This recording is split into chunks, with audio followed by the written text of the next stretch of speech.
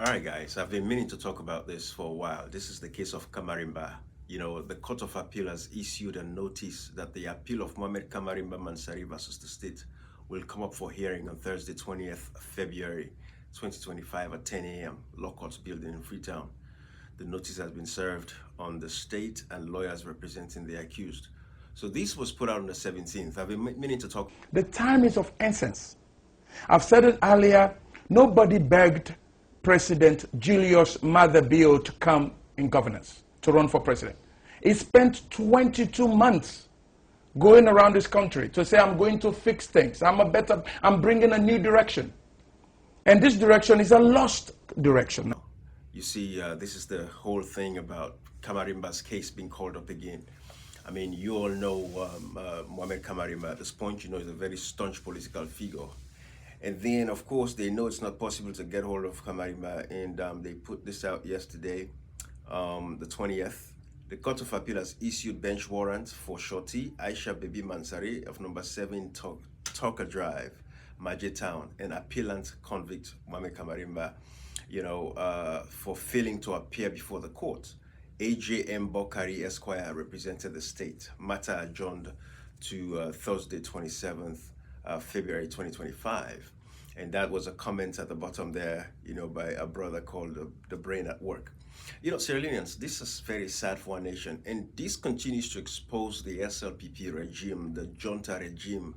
You remember when Maada Bio went out and said, oh, we've repealed the criminal libel laws, the 1965 laws. Those were very bad laws. So, we want to do away with those. But then they came in with the Cybercrime Acts, which is what they used to charge currently our hunt that is currently detained in Sierra Leone and refused bail. So this is the same thing that happened to Mohamed Kamarainba. The only reason why the judiciary is being used as a weapon today against Mohamed Kamarainba in this case is because they thought when he came out, of course, it is either he was going to die or if he survived, he'll be quiet. He wouldn't say anything against Maada Bio.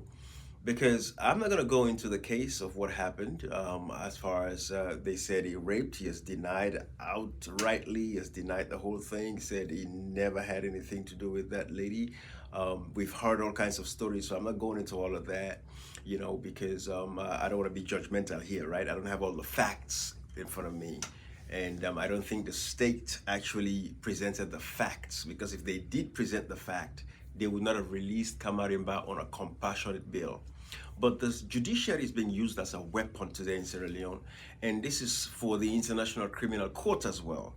They have to pay attention to things like these, because these are all considered crimes of aggression in a way. These are crimes against the human rights of Mohamed Kamarainba.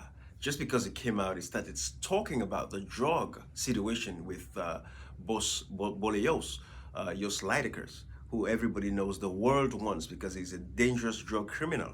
And Sierra Leone today is considered the hub for the trafficking of cocaine and even arms.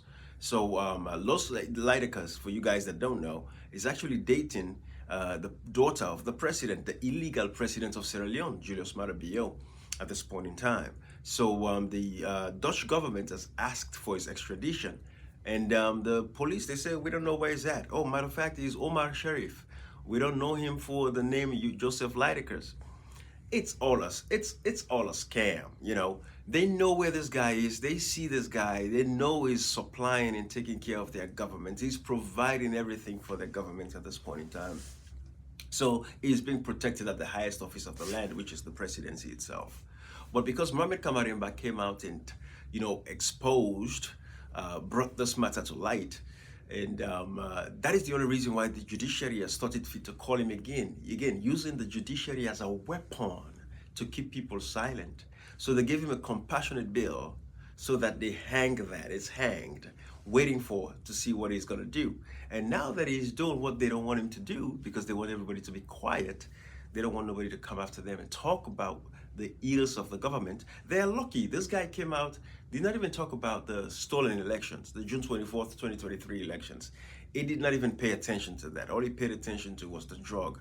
But it looks like at this point in time, I think this drug thing has gotten into the flesh of the Bio family so much, and the whole enterprise that they're running, because Sierra Leone is a big ring. Sierra Leone is a narco state. It is a drug state at this point. And you guys have to be very careful. In no time, you're going to start hearing drug wars, tough. They're going to be fighting for turf, what we call turf. That is, some people are in charge of this area, and if you step into their area, you'll be eliminated. It's going to start happening in Sierra Leone soon.